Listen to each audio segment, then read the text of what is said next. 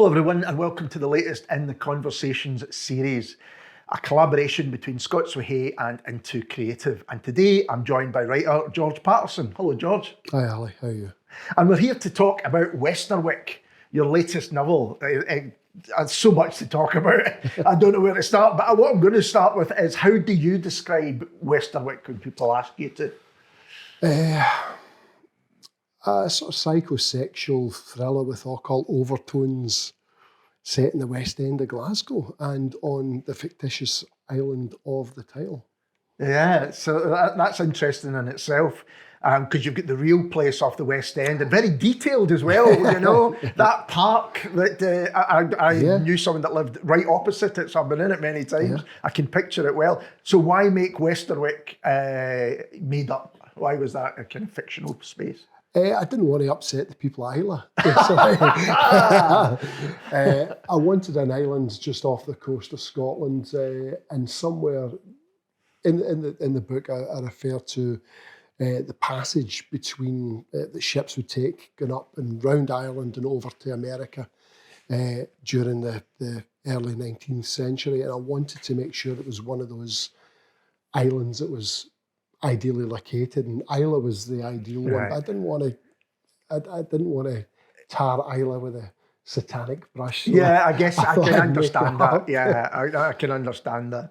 But why did you want to write this book? Why did you want to write a kind of, as you say, a supernatural tale? Well, after writing The Girl, the Crow, The Writer and the Fighter, I wanted to do something very different. At the time I was reading a lot of Daphne du Maurier short stories, and I went back to Rosemary's Baby by Hour 11, and I wanted to just investigate the possibility. What if evil was right beside you? What if it was next door to you and it lived, you know, cheek by jowl with you? How would you deal with it? You know, how would you know? How would you recognise it? So that kind of got the cogs turning, and I just wanted to try something. A lot of fiction, you know, the horror fiction particularly, set elsewhere. You know, the Shining is set in the Colorado Rockies, and Rosemary's Baby itself is set in the Brampton building in the Upper West Side, which is really the Dakota.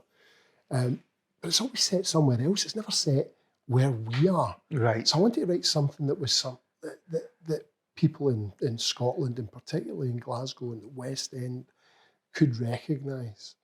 And that's the starting off point for it. And the opening sentence kind of sets the tone. And I was wondering where that kind of came from. I'm going to try and find it. Here we are. Not quite the opening sentence, but the one in chapter 1. It's been said that Glasgow looks up to the West End, but the West End looks down on Glasgow, which I'd never heard before, but it kind of makes sense. No, because I made it up. Yeah.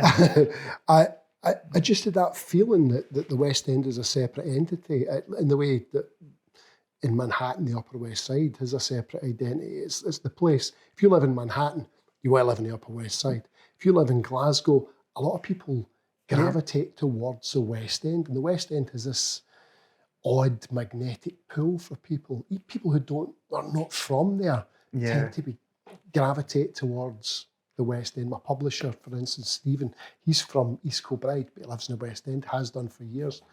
I'm in the West End a lot, but I'm from the South Side. It just has this odd magnetic pull, and I wanted to just get into that. It's true. I hadn't really thought about it, but when I was a kid and probably should have been at school, I would often find myself heading to, and I'm Cambuslang, so it really is the kind of opposite side of things, heading to the West End, going into Caledonia Books, and you know, and things like, you know, there was... Honestly, there was something about it. I remember we used to, when I first started going up to town with my friends, and I'd be 15, 16, and we'd try to sneak into pubs, and we would get into the pubs in the town quite easily, but the West End was just that. This is where orange juice are, and where the bluebells are. That's true as well, It just seemed like a world away, even though it was like 2 extra stops in the bus. And later, where Alistair Gray was and James Kelvin of course, was. Once I got to know those guys, it was like, all right, this wealth of great stuff is right here. under my nose. Why am I not here? So then I moved to the West End, obviously, and I stayed there until I moved to London.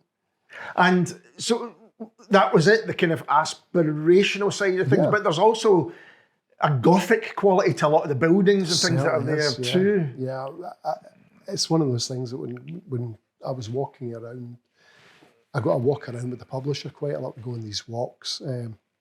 Stephen and I take walks around the city centre and the West End and stuff, and we see places. And when I started working on Westerwick, there was one place on the Great Western Road that we saw, and we would stop almost nightly when we were doing this, and we'd be looking across the road to this house on the Great Western Road, and the curtains were open, and it was painted the deepest, darkest red, so hence the Red Room. Yeah. So all of this was like fermenting in my mind.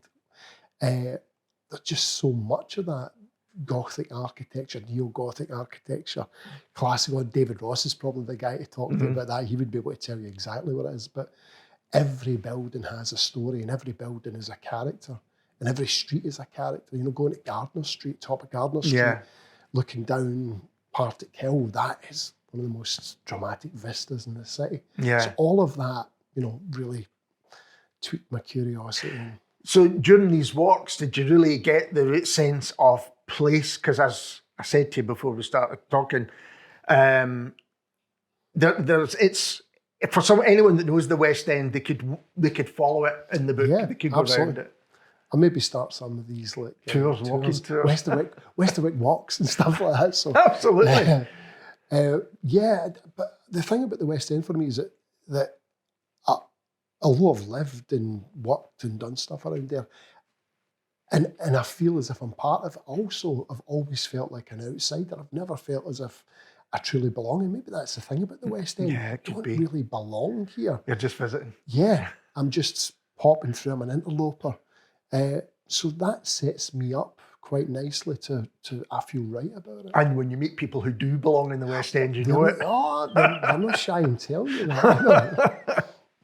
The other sentence I have to say that jumped out a bit, there's loads of them, but I thought you maybe punched the air when you got this one. But from the top of Hindland Street, it was all downhill. No, that was... I wrestled with myself. Am I going to put this in? Or am I not going to put it in? And it just tickled me so much. Well, it tickled me as well. I'm glad you like that one. Absolutely. I had to leave in. So people talk often about the difficult second album, but what was writing Westerwick? Was there a challenge in that? Yeah, quite a few challenges actually. Although the story came quite easily, and I knew what I was going to be doing with it and where I was taking it. The actual mechanics of writing it were fraught with difficulties.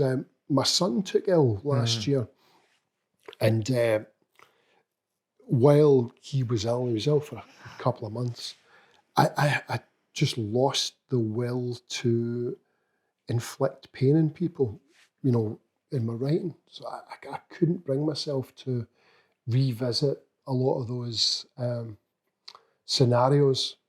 So I sort of dropped out for about 2 months. I just couldn't bring myself, I couldn't face inflicting pain on people, you know, whether real or fictional. I couldn't do it. But once I got over that hurdle, I jumped back into it, and probably I jumped back in a bit too deep. It became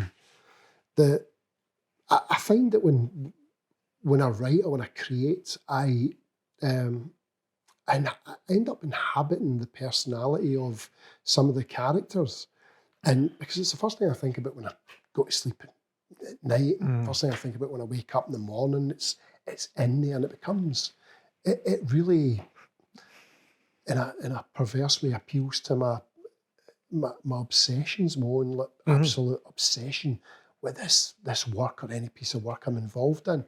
So when I started again, and I'd started working on a lot of Thomas's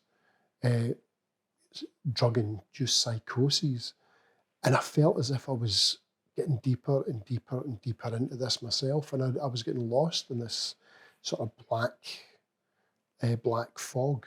It was a very, very difficult period.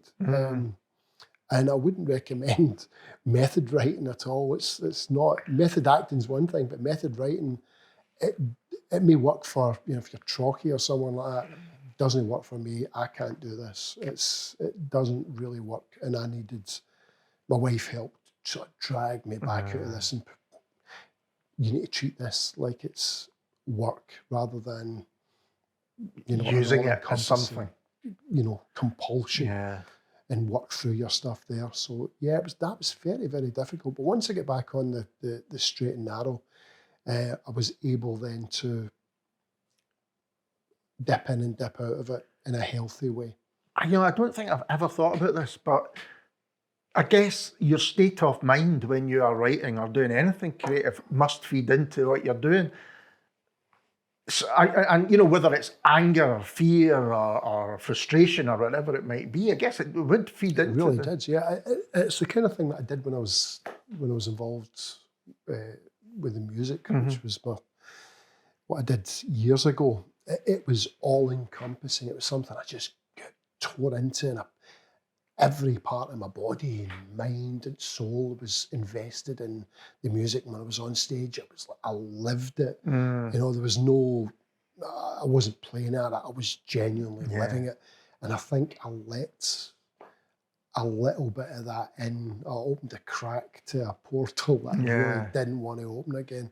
Yeah. Because that caused me a lot of grief back in the day. So I'm quite happy to leave the mental aspect of that behind and concentrate on the art, which I've been doing for the last 30 years. But I guess when you're writing something that is dark in itself, then there is that danger that, to get to the places you want to go, you've got to dig into the darkness in yourself. Yeah, but I didn't, this is all new to me. This is all still fresh to me. I'm a recent recruit to the world of literature.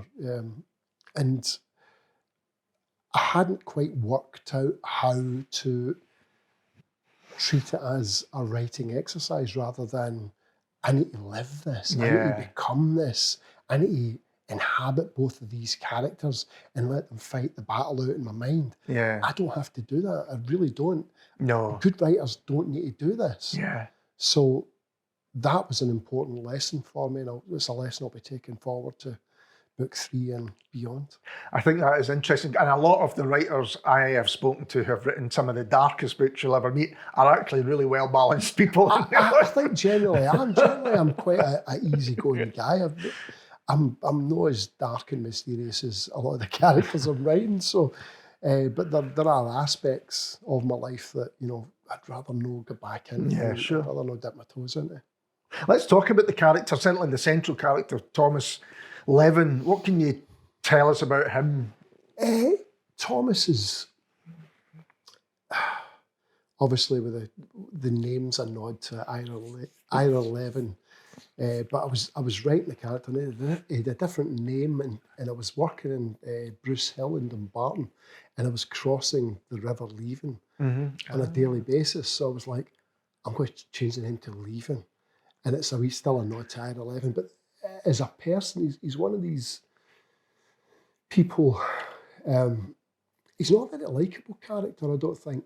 I don't particularly like him. Right. He's a bit entitled.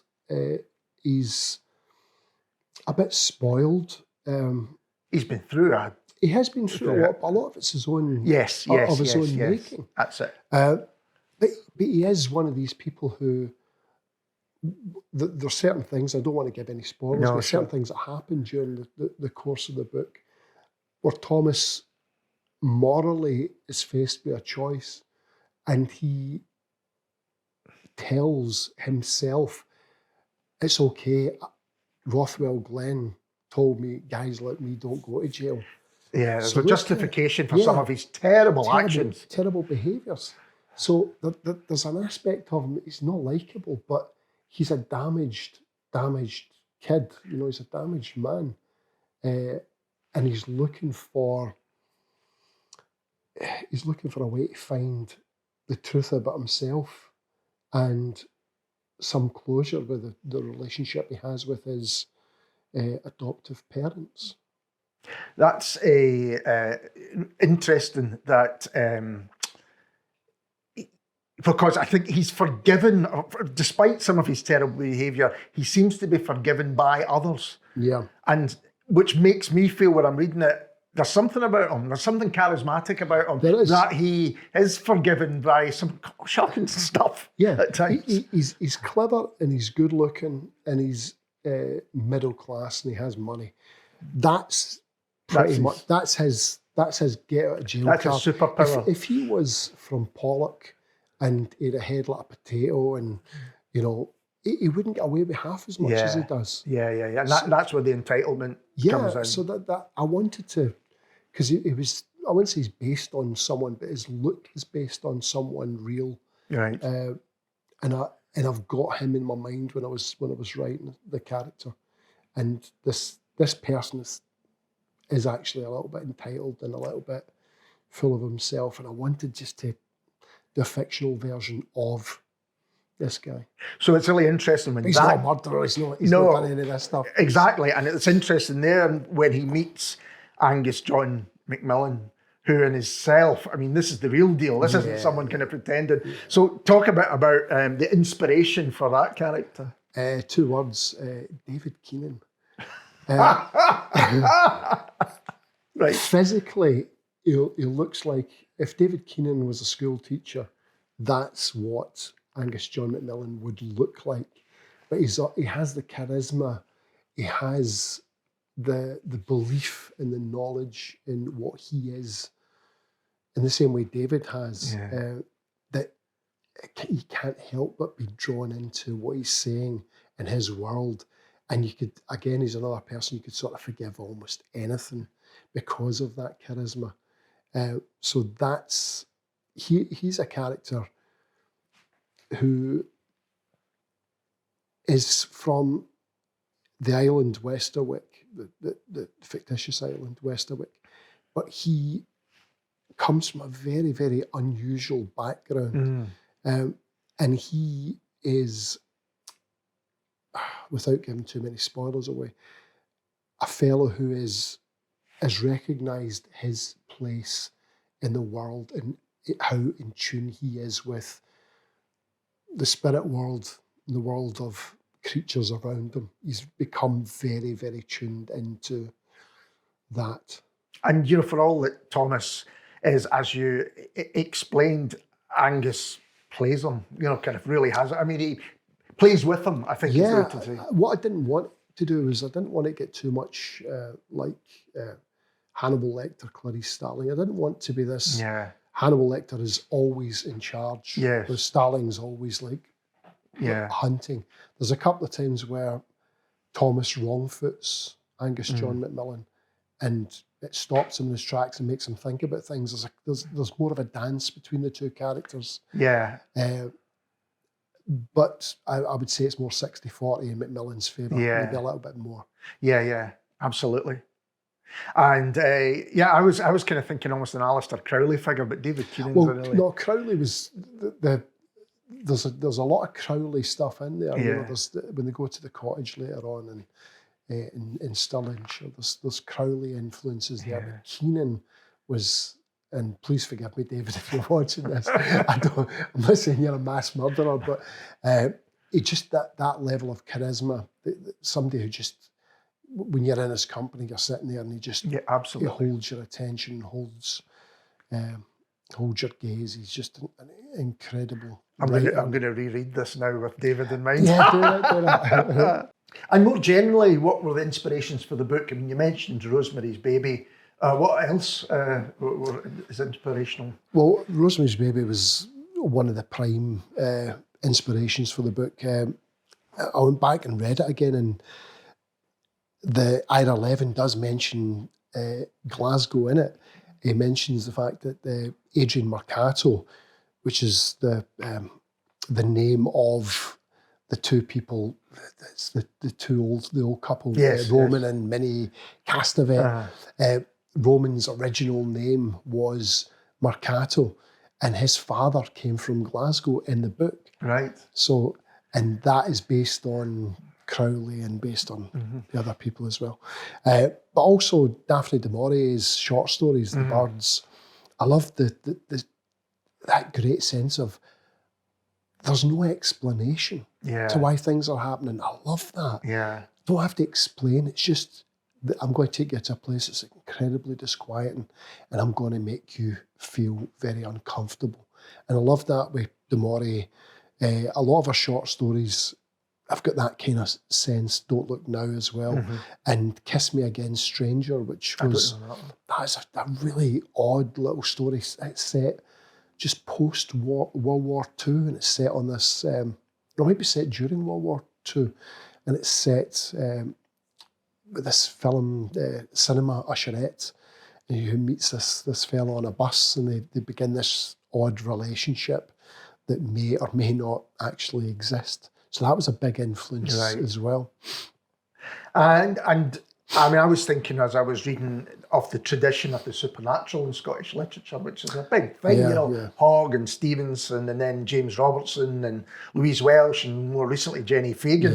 Was that Jenny Fagan was a huge influence. Luckenbooth was one of those books that I remember talking to you before about Luckenbooth. It just blew me away. Hex as well. They were fantastic, really evocative pieces. But even Alistair Gray himself with Poor Things. Yes. Poor Things is now coming back. Yeah. That's set pretty much right in the heart of where Westerwick is set. It's set in the West End and, in the Park Circus. But, it's, again, huge inspiration to me, Alistair Gray. That's my favourite one of his as well. Yeah. I think it's really good that it's now being reassessed, because I think it's a book that often gets overlooked. Yeah. As so many of his books do, because Lanark is the kind of behemoth. It'd be great that people pick up Poor Things. And it's become a Hollywood movie now as well, which is remarkable. It is remarkable, delighted.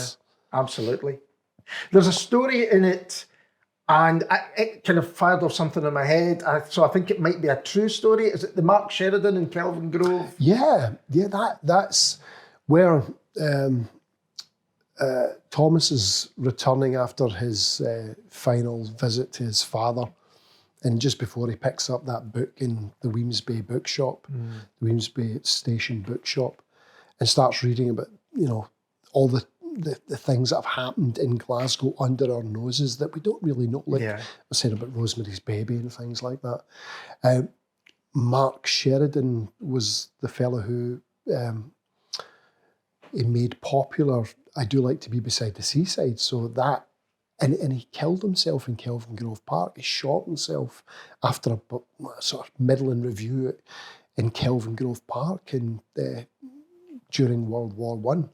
I didn't know about this. There's loads of these things that I didn't know about, and that's something that Thomas was reading, and I just wanted to, it felt like a little intermission. I wanted to add a little piece there just to give a bit of depth. I think it's really good, because I only know about it because I remember talking to Peter Ross about his book, and he talks about discovering this grave of an actor on the south side, and that's who it was. That's who it was. I didn't know anything about him, and it was only relatively recently that I'd heard the story, and it absolutely blew me away. In the places that I've walked and I'm composing this story, this actually happened.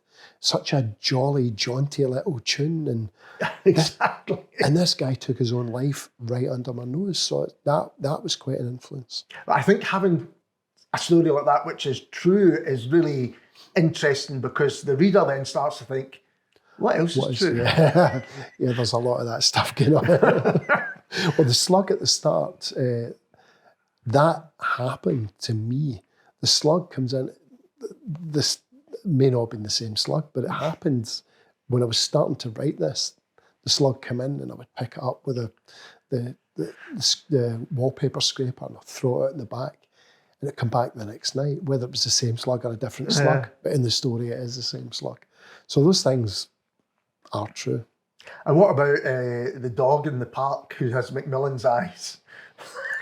Reading that, I said I'd read this again for the second time, and I'd forgotten about that bit.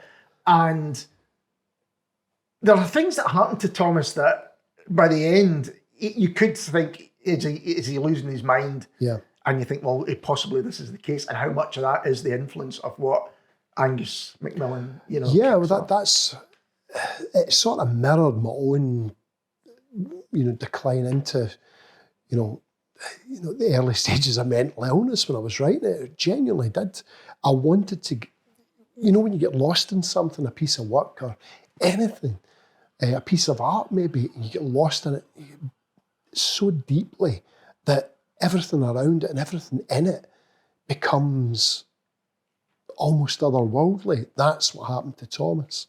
His slip from dealing with all the things that he'd been dealing with, to be then faced with Angus John MacMillan questioning him and wrong-footing him and pulling the rug from under him, finding out other things about his life, as well as self-medicating.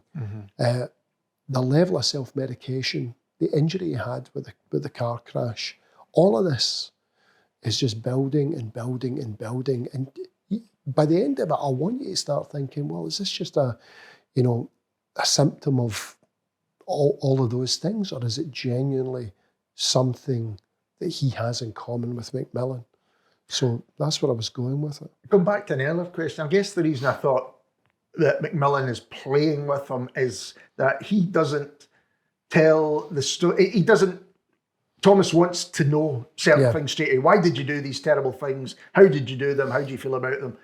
No, I'm going to tell the story my way and in my time frame. Yeah. So in that respect, MacMillan still holds all the cards, but Thomas is the comfortable ground for Thomas is the legal world. Yes, he goes in there. There's a lot of to and fro about the legalities of what he didn't do. So Thomas is on very comfortable ground at that stage. Yes, sure. And that almost brings him back to reality.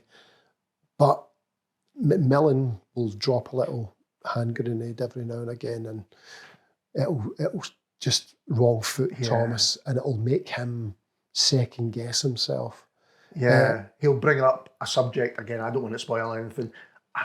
You can always hear him shake his head. What did you just say to me? Why did you just say it? Nothing. Moving on, kind of thing. It's I've done that deliberately to try and drag you into this. So there's loads of that playing with someone with that level of fragility is. I found as a writer quite an intriguing prospect. And would you give us a reading? Absolutely, yes. Yeah, great. Cool. Read it from the copy of the book. The furry book. I'm going to read from the very start. It's chapter 1 at the very start of the book. It just sets the stage for what happens next. It has been said that Glasgow looks up to the West End, but the West End looks down on Glasgow. And from the summit of Partick Hill, the physical truth in that adage is undeniable. While the tight, steep wind to the north of the clubhouse twists to its apex, the straighter, more fearsome climb from the Dumbarton Road offers a lung-testing reward for all but the hardy. At its base, the flat, high-sided blocks around the once industrious banks of the Clyde not only provide shelter from the winds which swirl up from the coast, but hide some of the city's more curious secrets. To its west, behind a barrier of corrugated rust, lies a cricket ground which conversely happened to be the birthplace of international football. If it wasn't for a minuscule plaque, a visitor might walk past contentedly, never knowing it was there. On its eastern side, just beyond the bustling, student-infused streets of Byres Road, sits the splendour of Kelvin Grove, the park with its lush hills and mossy ponds, its ancient trees and cherubs perched on the lips of the fountains in the breathtaking gallery, where a fat fiberglass Elvis and the Glasgow boys Henry and Hornell act as a support to Salvador Dali's interpretation of heavenly majesty, where the local adjutants of his Christ offered mercy to the celebrity suicides and the well-heeled poisoners like Madeline Smith, the countless stolen souls upon whose scarred backs the square mile of murder were built, were not afforded the same courtesy. The cloak of the dear green place's respectability has always been mottled and sanguine, hidden in plain sight. While Edinburgh has a history of torturing those it considers monsters, a cursory look at any West Coast tabloid will confirm that Glasgow chooses to venerate theirs. The Lord may judge, but this town doesn't. Though not its highest point, no other place in the city provides a vista so dramatic as the tarmacked red brick ski jump from the edge of Partick Hill Bowling Club at Gardner Street. As the world watched, almost all of the curtains on the worked-on block had been pulled back. Almost all. Fantastic, thank you very much. Before we finish up, can I ask what's next for you? Can you tell us? If you can't, then it's no bother. I've started sketching book number 3 out. It's not set in Glasgow. It's not a traditional crime thriller. It's not got horror in it. But it's a story about two people. I can't really say too much about it at this stage. It's no problem at all. We can catch up at another time. We certainly will, but I'm hoping it's going to be as interesting and as much of a page turner, hopefully, as Westerwick was. George, thank you so much for taking the time to talk to me. You're welcome, mate. Thank you.